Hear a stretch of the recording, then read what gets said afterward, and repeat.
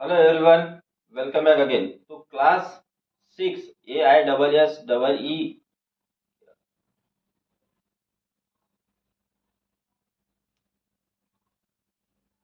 Hello everyone, welcome back again. तो class 6 में अगर आपको ऑल इंडिया सैनिक स्कूल एंट्रेंस मतलब ऑल इंडिया सैनिक स्कूल में अगर एडमिशन लेना है तो आपको एक एग्जाम को क्रैक करना होता है। वो है AISSEE एग्जाम। इसको कहते हैं ऑल इंडिया सैनिक स्कूल एंट्रेंस एग्जामिनेशन।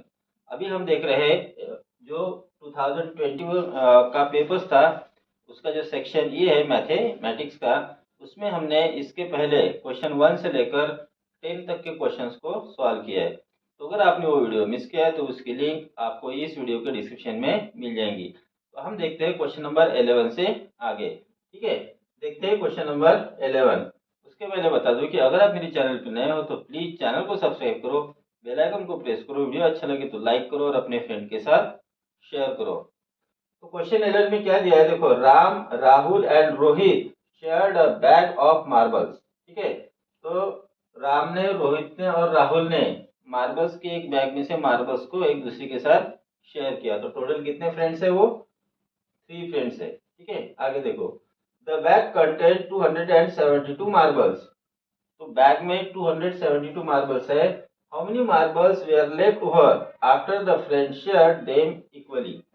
तो सभी 3 फ्रेंड्स में अगर मार्बल्स को इक्वली डिवाइड किया गया तो टोटल मार्बल्स कितने बचते हैं वो हमें पूछा है। तो टोटल मार्बल्स है हमारे पास 272। ठीक है, इसको डिवाइड करना है 3 फ्रेंड्स में, तो इस तरह से डिवीजन करेंगे। So we will divide here 272, 3 से डिवाइड करो, 3 9 27, रिमेन 2, यहाँ पे 0, यहाँ पे कैरी करो 2, 3 0 0, बचा 2। तो हर फ्रेंड को जितना क्वेश्चन आया है इतने मार्बल हर फ्रेंड को मिलेंगे। लेकिन हमें क्वेश्चन में क्या पूछा है कि इक्वली डिवाइड करने के बाद कितने बचेंगे, तो जो रिमाइंडर है वो हमारा आंसर है। तो हर मतलब उस बैग में 2 मार्बल बचेंगे, इसलिए option D is correct answer. Next we will see question number 12। Cost of 4 dozen of bananas is rupees 60 and 12 dozen, sorry 4 dozen bananas की जो कॉस्ट है वो हमें दी है 60 रुपीज। आगे क्या बोला है देखो, how many bananas can be purchase for rupees 12.50। तो 12.50 में कितने रुपीज मतलब कितने बनानास आएंगे ये पूछा है। ठीक है, तो 12 रुपीज 50 पैसे में कितने बनानास आएंगे। अब देखो 4 डजन बनानास की कीमत 60 रुपीज है, इसका मतलब 1 डजन की कितनी होगी। तो पहले हम 1 डजन की फाइंड करेंगे। 1 डजन के लिए 60 को 4 से डिवाइड करो तो आएंगी 15 रुपीज। एक डजन बनाना 15 रुपीज का है। अब 1 डजन में कितना बनाना होते हैं, तो 12 होते हैं। इसका मतलब 12 बनानास की जो कीमत है वो है अब रुपीज 15 रुपीज। ठीक है, इसका मतलब 15 रुपीज में 12 बनाना, तो 1 रुपीज में कितना बनाना आएगा। ठीक है, 15 रुपीज में देखो, इसको ठीक से समझ लो, 15 रुपीज में अगर 12 बनाना जाते हैं तो 1 रुपीज में कितने बनाना आएंगे। तो उसके लिए क्या करेंगे, 12 को 15 से डिवाइड, तो 12 अपॉन 15 बनानास आएंगे। ठीक है, अब देखो इन दोनों नंबर को 3 से डिवाइड होता है, तो 3 4 जा 12, 3 5 जा 15, तो 4 अपॉन 5 आ गया। तो 1 रुपीज में 4 अपॉन 5 बनाना आता है। अब हमें पूछा है 12.50 रुपीज में कितना आएगा। ठीक है, रुपीज 12.50 में कितना बनाना जाएगा। अब देखो, जब भी 1 से मोर की वैल्यू फाइंड करनी होती है तो हम मल्टीप्लाई करते हैं। ठीक है, तो 12.50 रुपीज में कितना बनाना आएगा, तो 4 अपॉन 5 को 12.50 से मल्टीप्लाई करना होगा। तो आप सीधा क्या करो, ये 5 से 1250 को डिवाइड कर लो। So we will get here 1250 को 5 से डिवाइड करो, तो 5 2 जा 10, रह गया 2, कैरी 5, 5 5 जा 25, 0 और ये 0 यहाँ पे लगा दो। डेसिमल पॉइंट यहाँ 2 डिजिट के बाद है, तो यहाँ 2 डिजिट के बाद डेसिमल पॉइंट दो, तो यह आ गया 2.50। जब 5 से आपने 12.50 को डिवाइड किया तो अब क्या मिल गया हमें। ठीक है, 5 से इसको डिवाइड किया तो आ गया 2.50। अब यहाँ रह गया 4 और यहाँ 2.50, तो 4 मल्टीप्लाई 2.50 करो, तो 25 4 का हो गया 100, एक 0 लगा दिया, डेसिमल पॉइंट अब 2 डिजिट के बाद दो, तो आंसर आ गया 10। ठीक है, इसका मतलब 12.50 रुपीज में टोटल 10 बनानास आएंगे। तो option A is correct answer. Next we will see question number 30. The average weight of 16 boys in a class is 15.25 kg. तो 16 बॉयज का जो एवरेज वेट है वो हमें दिया है 50.25 kg. अब एवरेज क्या होता है ये अगर आपको पता नहीं तो एक वीडियो मैंने इसके ऊपर बना है जिसकी लिंक आपको डिस्क्रिप्शन में मिल जाएगी. तो 16 बॉयज का एवरेज वेट दिया है 15.25 kg. अब इससे हमें जानकारी क्या मिलेगी तो देखो यहाँ पे average is equal to formula है average is equal to sum of all numbers यानी sum of all numbers upon total numbers. ठीक है. अब एवरेज वेट का क्या बनेगा average weight is equal to sum of weight upon number of student. ठीक है. तो यहाँ पे हमें एवरेज दिया है टोटल नंबर ऑफ स्टूडेंट दिए तो सम कितने होंगे वो हमें मिलेंगे यानी sum of weight. So will write here sum of weight. ठीक है. Sum of weight is equal to यानी ये जो सम ऑफ वेट है ये किसका मिलेगा 16 बॉयज का. यहाँ पे हम लिखते हैं फार्मूला टोटल नंबर यानी फिर नंबर सम फाइंड करनी है. सम अगर फाइंड करनी है आपको तो एवरेज मल्टीप्लाई टोटल नंबर करना पड़ता है.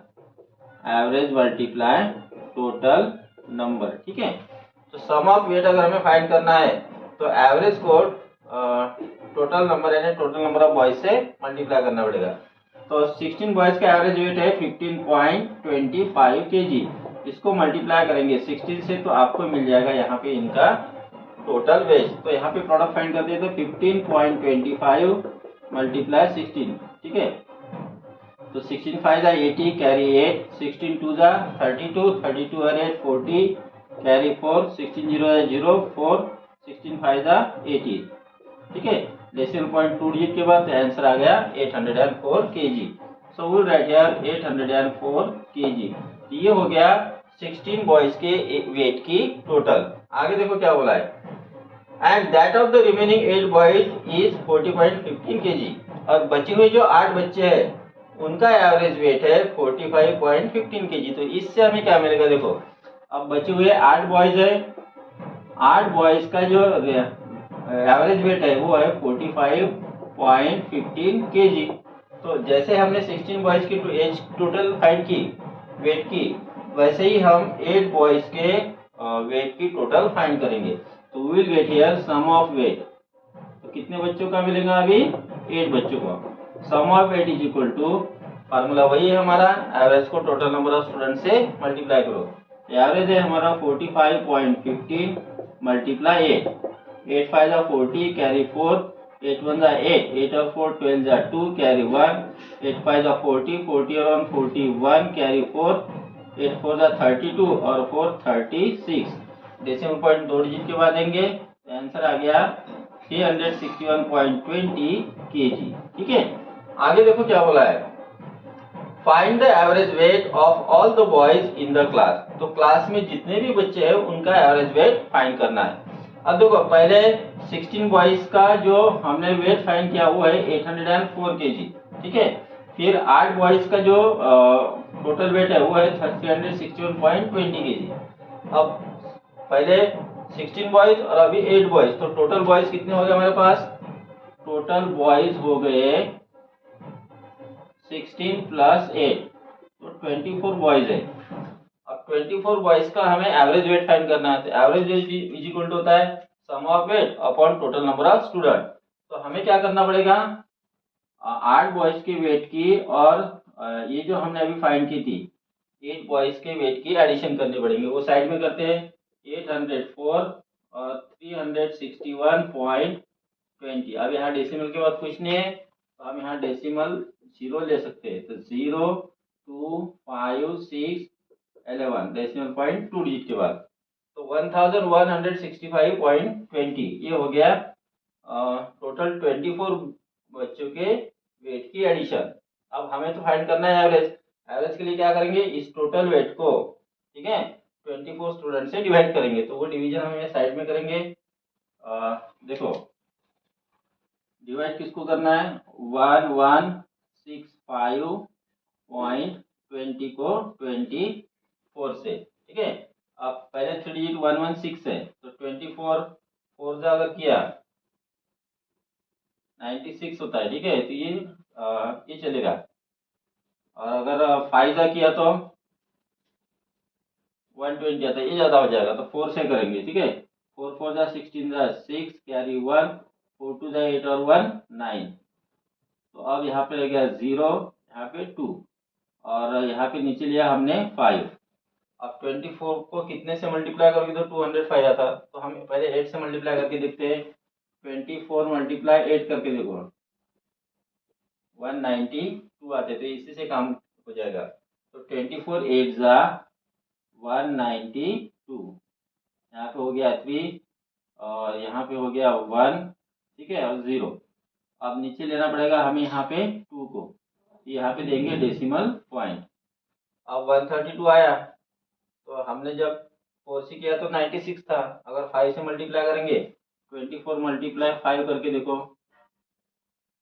तो 120 आता, ये चलेगा, ठीक है। 24 5 जा 120, तो यहाँ रह गया 210। अब नीचे लिया यहाँ पे 0, फिर से 120 आया और 24 5 जा 120, तो यहाँ पे होगा 4 जा सॉरी 5 जा 24 5 जा 120, तो कितना आंसर आ गया 48.55, ये एवरेज है, तो इसमें है क्या 48.55 kg, तो option C is correct answer, ठीक है। तो इसको थोड़ा शॉर्ट में समझ लो। आपको 16 बच्चों का एवरेज वेट दिया है, तो उससे 16 बच्चों के वेट की एडिशन निकाल लो। तो क्या करना सीधा है, एवरेज को 16 से मल्टीप्लाई करना। फिर 8 बच्चों का एवरेज वेट दिया है, तो एवरेज को 8 से मल्टीप्लाई करो तो 8 बच्चों के वेट की एडिशन मिल जाएंगी। अब टोटल बच्चे कितने हो गए, 16 और 8 24। अब 24 बच्चों के हमें एवरेज फाइंड करना है। तो एवरेज फाइंड करने के लिए जो 16 बच्चों का एवरेज वेट सम निकाला था, 8 बच्चों का सम निकाला था, उनको एडिशन करो और वो जो आंसर आएगा उसको 24 से डिवाइड करो, तो आपको टोटल नंबर ऑफ स्टूडेंट्स का जो एवरेज वेट है वो यहाँ पे मिलेगा। Next we will see question number 14। Manju runs around a rectangular park of length 30 meter and breadth 20 meter। तो देखो एक इस तरह से रेक्टेंगुलर पार्क है। अब इस रेक्टेंगुलर पार्क की लेंथ दिया है आपको 30 मीटर और ब्रेड दी है 20 मीटर। अब मंजू इस पे रन कर रही है, मान लो कि यहाँ पे मंजू है, ठीक है। अब मंजू एक ऐसे गई ऐसे गई ऐसे गई और ऐसे है, तो एक राउंड उसने कंप्लीट किया इस तरह से, तो ऐसे वो रन कर रही है। आगे देखो क्या बोला है, Meenu run around a square park. फिर एक दूसरा पार्क है स्क्वायर शेप का इस तरह से। अब इस आपको पता है कि स्क्वायर के सभी साइड्स इक्वल होते हैं, ठीक है। ऑफ साइड 30 मीटर, तो ये स्क्वायर की जो हर एक साइड है वो 30 मीटर है। तो यहाँ पे मीनू है, मीनू है, ठीक है। तो ये यहाँ पे रन कर रही है, तो पहले ऐसे गई फिर ऐसे गई ऐसे और फिर वापस यहाँ पे आ गई, एक राउंड इसने भी कंप्लीट किया। क्वेश्चन में देखो क्या बोला है, who covers less distance and by how much. अब यहाँ पे ये कौन रन कर रही है, जो रेक्टेंगुलर गार्डन है वहां पे मंजू, यहाँ पे मंजू है, ठीक है, और यहाँ पे मीनू है। अब दोनों रन कर रही है, तो हमें पूछा है कि किसने कम डिस्टेंस कवर किया, और कंडीशन क्या है आगे देखो, एंड बाय हाउ मच, कितने से, किसने कम डिस्टेंस रन किया और कितना रन कम रन किया। अब कंडीशन क्या है, if Meenu take 4 round, Meenu कितने राउंड कर रही है 4 राउंड, और मंजू कितने राउंड कर रही है 3 राउंड, मंजू 3 राउंड और मीनू 4 राउंड। तो अब देखो मंजू जब एक राउंड कंप्लीट करेगी ये रेक्टेंगुलर गार्डन का, वो मतलब हो गया उसका पेरीमीटर, ठीक है। तो पेरीमीटर पहले हम फाइंड करने के रेक्टेंगुलर पार्क का, तो पी यानी perimeter of rectangular park, perimeter of rectangular park. अब पेरीमीटर का फार्मूला क्या है, वो है 2 multiply length plus bread, perimeter of rectangle. तो यहाँ पे करो 2 मल्टीप्लाई लेंथ है 35, ब्रेड है 20, तो 2 मल्टीप्लाई यहाँ हो गया 55, that is equal to 110 metre. तो जब एक राउंड कंप्लीट किया है ये हो गया उसका पेरीमीटर, ठीक है। एक राउंड यानी जितना पेरीमीटर है उतना एक राउंड में, यानी एक राउंड में मंजू ने कितना डिस्टेंस कवर किया, 110 मीटर। अब मंजू ने कितने राउंड लगाए देखो यहाँ पे फिर से पढ़ो, Meenu take 4 round and Manju take 3 round, Manju के 3 राउंड हो गए, 1 राउंड में 110 मीटर, तो 3 राउंड में कितना जाएगी वो 3 राउंड में जाएगी 110 multiply 3 that is equal to 330 metre.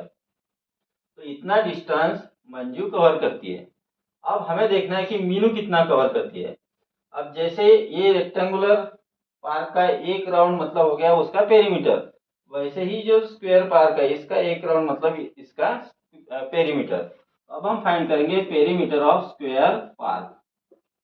Perimeter of square park, perimeter of square का फॉर्मूला क्या है, 4 इंटू साइड। ठीक है, तो अब इसमें वैल्यू पुट अप करो तो 4 मल्टीप्लाई साइड है 30 that is equal to 120 metre. अब पेरीमीटर ऑफ स्क्वायर पार्क इसका मतलब हो गया कि 1 राउंड में उसने कितना डिस्टेंस कवर किया। तो पेरीमीटर आया हमारा 120, यानी मीनू ने एक राउंड में 120 मीटर डिस्टेंस को कवर किया। अब हमें ऐसे कितने, मीनू ने कितने राउंड लगाए, 4 राउंड, 1 राउंड में 120 मीटर, तो 4 राउंड में कितना होगा। तो 4 राउंड का अगर हमें फाइंड करना है तो 120 को 4 से मल्टीप्लाई करेंगे तो 120 मल्टीप्लाई 4, तो ये आ गया 480 मीटर। अब हमें क्वेश्चन में पूछा है कि हु कवर लेस डिस्टेंस, किसने कम डिस्टेंस कवर किया। देखो मंजू ने 330 मीटर डिस्टेंस कवर किया, मीनू ने 480 डिस्टेंस कवर किया, तो किसने कम डिस्टेंस कवर किया, तो मंजू ने। तो पहले जो क्वेश्चन है उसका आंसर हमारा आ गया है मंजू। अब हमें सेकंड क्वेश्चन जो पूछा है कि कितना कम डिस्टेंस कवर किया, तो उसके लिए हमें क्या करना पड़ेगा, 480 में से 330 को माइनस करना पड़ेगा। तो 480 माइनस 330, तो यहाँ पर गया 0, यहाँ 5 और 1, यानी 150 मीटर से डिस्टेंस कम किया। हमारा आंसर है मंजू और 150। तो कौन सा ऑप्शन इसमें से, ऑप्शन ये इज करेक्ट। नहीं, ऑप्शन ये नहीं है, हमारा मंजू है ना, मंजू और 150, मंजू और 150 है, option C is correct answer. Next हम देखते हैं question number 15। A photo frame is in the shape of a quadrilateral with one diagonal longer than the other. मतलब एक फोटो फ्रेम है जो क्वाड्रिलेटरल की शेप में है। तो क्वाड्रिलेटरल बहुत सारे हैं, कौन कौन से, जैसे स्क्वायर है, रेक्टेंगल है, रोम्बस है, काइट है, ठीक है, एक्सेट्रा। आगे क्या बोला है हमें कि which one of the following is the possible shape of the photo frame. तो लेकिन ऐसा क्वाड्रिलेटरल है जिसका एक डायगोनल दूसरे डायगोनल से छोटा है, यानी एक डायगोनल बड़ा है एक छोटा है, तो वो फोटो फ्रेम कौन सी शेप की होगी। तो सबसे पहले तो डायगोनल समझ लो, जैसे ये मैंने यहाँ पे ये क्वाड्रिलेटरल लिया है, ठीक है। अब इस पे ये हो गए वर्टाइसेस, 4 वर्टाइसेस होते हैं, तो अपोजिट वर्टाइसेस को ज्वाइन करो, यानी इस वर्टाइसेस को इसके साथ ज्वाइन करो वर्टेक्स को, और ये दूसरे को इससे करो, ये हो गए 2 इसके डायगोनल, ठीक है। तो हमें बोला है कि वो फोटो फ्रेम कौन सी शेप की है, क्या वो स्क्वायर शेप है, रेक्टेंगल है, या रोम्बस है, या नन ऑफ दीज है। तो यहाँ पे हमें 3 क्वाड्रिलेटरल के नाम बताए, तो इनके डायगोनल कैसे रहते हैं वो हमें पता होना चाहिए। जैसे पहले देखते हैं स्क्वायर का, तो यहाँ पे मैंने एक स्क्वायर ड्रॉ किया। स्क्वायर यानी ऐसा क्वाड्रिलेटरल जिसके सभी साइड्स इक्वल होते हैं। अब इसके हो गए ये 4 वर्टाइसेस, ठीक है, इनको ज्वाइन करो। इसको मैं नाम दे देता अपनी सुविधा के लिए, ए बी सी डी। तो वर्टेक्स ए और सी को ज्वाइन करो, ठीक है, इस तरह से। ये हो गया एक डायगोनल। वर्टेक्स बी और डी को ज्वाइन करो, ये हो गया दूसरा। अब इसकी जो दोनों डायगोनल है वो सेम लेंथ के है, ठीक है, ना कोई छोटा ना कोई बड़ा दिख रहा है। अब तो ये हमारा स्क्वायर आंसर नहीं हो सकता। फिर दूसरा देखते हैं रेक्टेंगल। अब रेक्टेंगल है ना ऐसा क्वाड्रिलेटरल जिसके अपोजिट साइड्स इक्वल और पैरेलल होते हैं, जैसे ये रेक्टेंगल हो गया। अब इसके भी 4 वर्टाइसेस होते हैं, ये नाम दे दिया मैंने इसको यहाँ पे पी क्यू आर और एस। अब इन इसके अपोजिट वर्टेक्स को जोड़ो, कैसे, वर्टेक्स पी का अपोजिट वर्टेक्स आर, इसको जोड़ा तो ये हो गया एक डायगोनल। वर्टेक्स क्यू और एस को जोड़ो, ये हो गया सेकंड डायगोनल।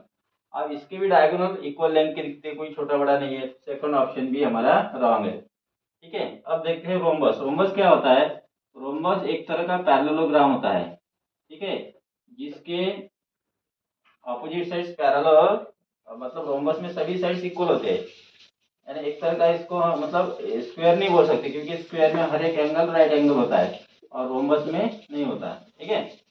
अब इसके अगर मैंने नाम दे दिया यहाँ पे एल एम एन ओ, ठीक है, इसको जोड़ो, भी एल और एन को जोड़ो तो ये हो गया एक वर्टेक्स, वो और एम को जोड़ो, ये हो गया डायगोनल, ये हो गया दूसरा diagonal.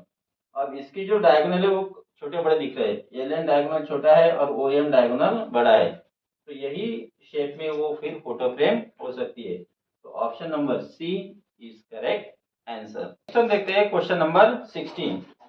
The product of a non-zero whole number and its successor is always। तो कोई भी एक नॉन जीरो होल नंबर लो और उसकी सक्सेसर लो और उन दोनों का प्रोडक्ट क्या आएगा ये पूछा है। अब ऑप्शन दिए कि क्या वो जो भी प्रोडक्ट आएगा वो 3 से डिविजिबल रहेगा, क्या वो ऑड नंबर रहेगी, क्या वो प्राइम नंबर रहेगी, या फिर वो इवन नंबर रहेगी। ठीक है, तो सबसे पहले तो आप ये समझ लो कि नॉन जीरो होल नंबर क्या होता है। पहले तो देखते हैं कि होल नंबर क्या होता है।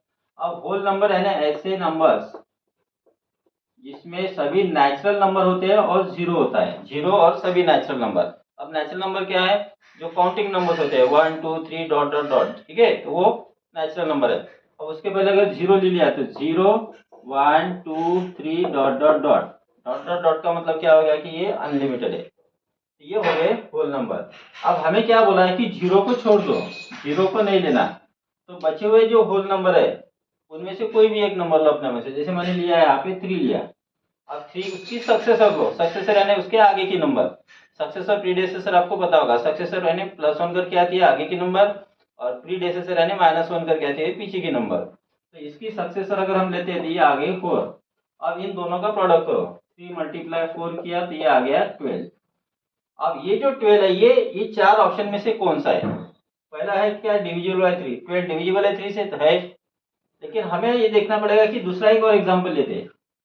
जैसे हमने लिया 7 लिया, ये भी नॉन जीरो होल नंबर है और 7 की सक्सेसर हो गई 8, ठीक है, और 7 और 8 का प्रोडक्ट करो तो ये आ गया 56। अब 56 तो 3 से डिविजिबल नहीं है, 56 में 3 की टेस्ट लगाओ, 3 की टेस्ट क्या है, सम ऑफ डिजिट, 6 और 5 11 होता, 3 के टेबल में 11 नहीं आता। तो ये जो यहाँ पे 3 से डिविजिबल हुआ लेकिन हर बार 3 से डिविजिबल नहीं होगा, इसलिए क्या है ऑप्शन ये रॉन्ग है। सेकंड देखो कि क्या ये ऑड नंबर है। अब पहले ही हमने ऑप्शन देखा कि यहाँ 12 आया तो ऑड नहीं है, 56 आया ऑड नहीं है, तो ये ऑड नंबर भी नहीं है, तो ये भी गलत है। प्राइम नंबर, तो 12 प्राइम नंबर नहीं है, 56 भी नहीं है, तो ये भी गलत है। फिर है एन इवन नंबर, तो इवन नंबर यहाँ पे भी आई यहाँ पे भी आई, लेकिन इसको और हम चेक करते हैं। एक और एग्जाम्पल लेते हैं, जैसे मैंने यहाँ पे ले लिया 9 लिया, अब 9 की सक्सेसर हो गई 10, ठीक है, और इनका प्रोडक्ट करो तो 9 × 10 हो जाता है 90। जब हमने यहाँ पे देखो 3 अलग उदाहरण लिए, 3 लिया 7 लिया और 9 लिया, तो ऑड नंबर्स लिए।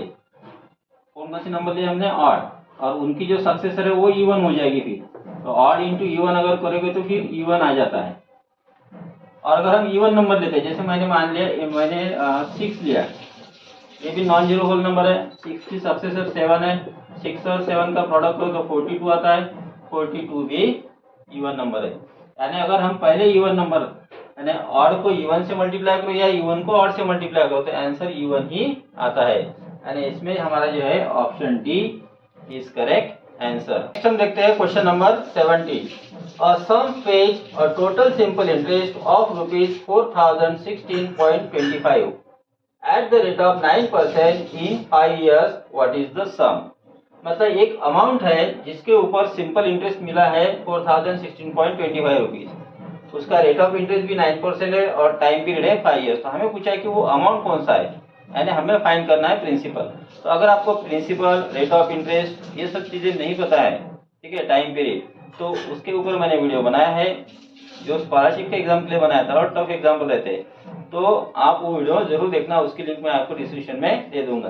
तो हमें फाइंड करना है यहाँ पे प्रिंसिपल, और क्या दिया है, हमें दिया है सिंपल इंटरेस्ट, यानी जो है आई से लिखते हैं हम सिंपल इंटरेस्ट। तो आई हमें दिया है 4016.25, फिर रेट ऑफ इंटरेस्ट यानी आर दिया है 9%, 9% हो गया रेट ऑफ इंटरेस्ट, और टाइम पीरियड है 5 ईयर्स, यानी टी इज इक्वल टू है 5 ईयर्स। टाइम पीरियड के लिए कुछ लोग टी लिखते हैं, कुछ यहाँ पे एन भी लिखते हैं, ठीक है, तो हम लिखेंगे एन दिया है हमें यहाँ पे 5 ईयर्स।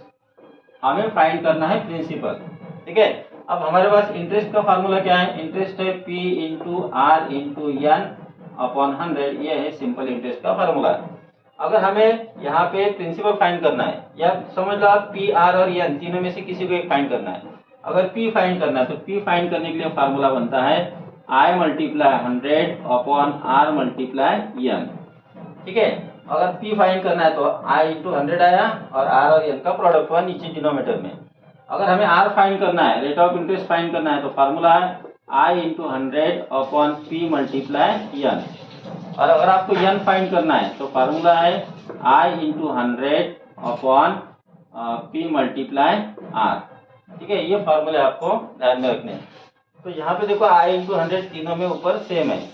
अब हमें P R n तीनों में से P अगर फाइंड करना है तो डिनोमिनेटर में R इंटू n करो, R फाइंड करना है तो डिनोमिनेटर में P इंटू n करो, और n फाइंड करना है तो डिनोमिनेटर में P इंटू R करो। ठीक है, इस तरह से। अब हमें तो फाइंड करना है प्रिंसिपल, तो प्रिंसिपल का फार्मूला क्या है, I multiply 100 upon R multiply n। तो यहाँ पे आप डायरेक्ट वैल्यू पुट अप करो।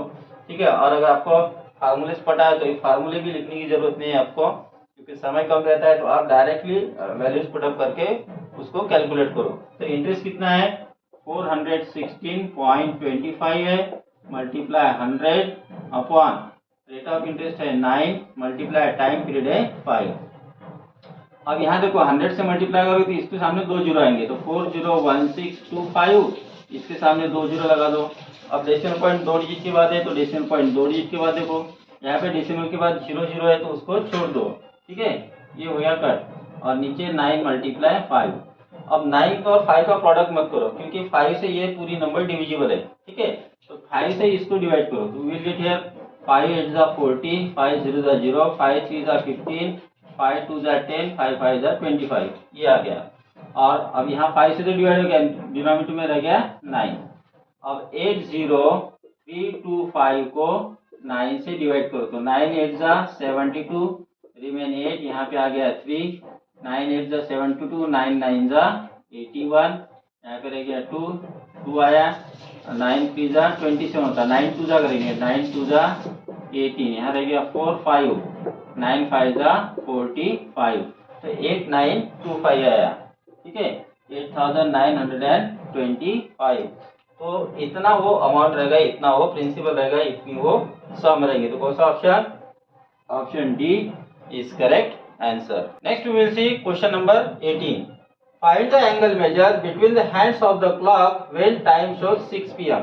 यानी 6 बजे मिनट हैंड और आवर हैंड में कितने का एंगल बनेगा।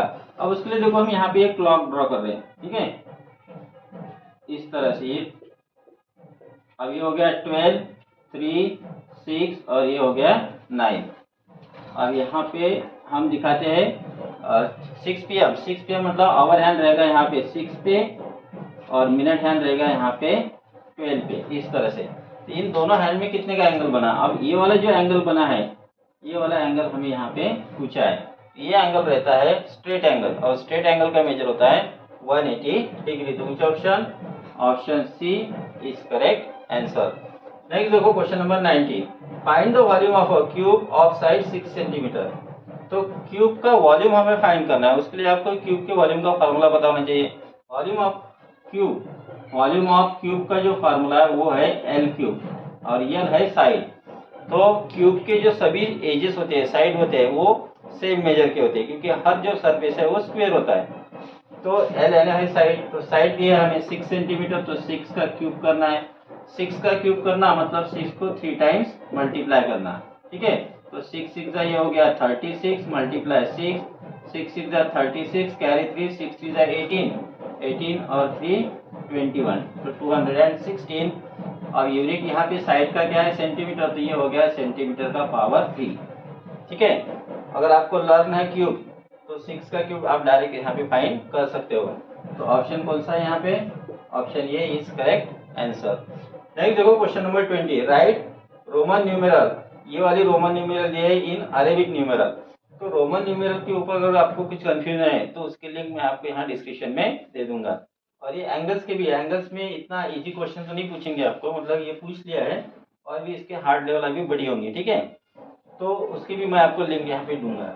तो अभी हमें तो इसको अरेबिक में लिखना है। तो ये रोमन न्यूमेरल कौन से, वो पहले देखो, यहाँ पे देखो पहले सी डी दिया है। सी डी मतलब डी में से सी माइनस हुआ, यानी 400 हो गया। डी यानी 500, 400 कम, ये हो गया 500। ठीक है, फिर ये ट्रिपल एक्स है, यानी ये हो गया 30, और ये आई एक्स है ना, ये हो गया 9, ये नंबर हो जाएगी 539। सो विच ऑप्शन? तो option D is correct answer. तो इस तरह से हमने ये यहाँ पे क्वेश्चन 11 से 20 तक के क्वेश्चंस को देखा है। अब इसके नेक्स्ट वीडियो में हम देखेंगे 21 से लेकर 30 तक के आगे के क्वेश्चंस।